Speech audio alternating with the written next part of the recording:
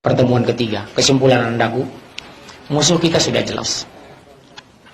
Kedua, sudah transparan. Ketiga, mereka sudah berani terang-terangan.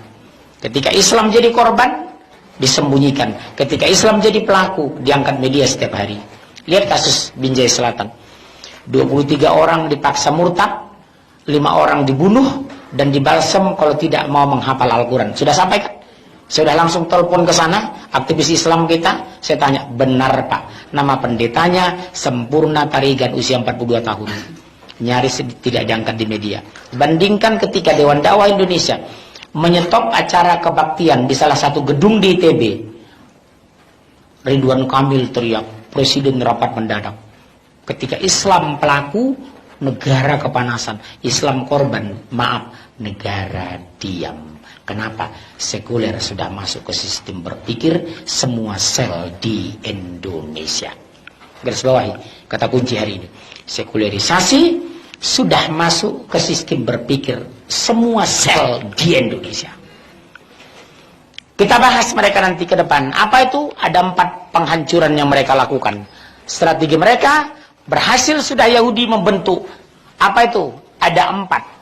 Secara ilmiah mereka sudah masuk semua kampus di Indonesia.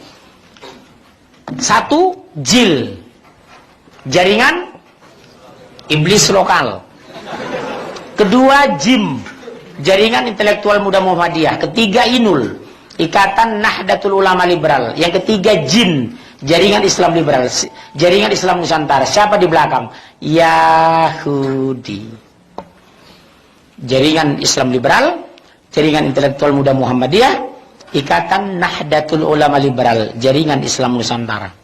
Bahasa yang diangkat, 1, semua agama sama. Kedua, menolak penerapan syariat Islam. Yang ketiga, jilbab bukan syariat tapi budaya Arab.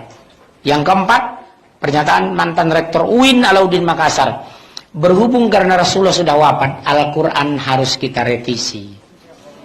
Dr. Ade, dosen pasca sarjana UI yang orang Minang itu, sudah menekan Menteri Agama agar perjalanan haji dibubarkan karena pemborosan. 5 tahun ke depan mereka akan mengusulkan barangkali ketika musim kemarau umat Islam tidak boleh sholat karena pemborosan air bersih. Ini akan menjurus ke sini. Mahasiswa saya mengundang Ulil. Apa dia bilang? Pak Ulil, kami dengar Bapak sudah tidak sholat. Iya, kenapa rupanya? Betul Bapak tidak sholat? Iya, saya tidak sholat. Kenapa Bapak tidak sholat? Saya tidak minta dilahirkan untuk sholat. Itulah Indonesia hari ini. 15 tahun berhasil mereka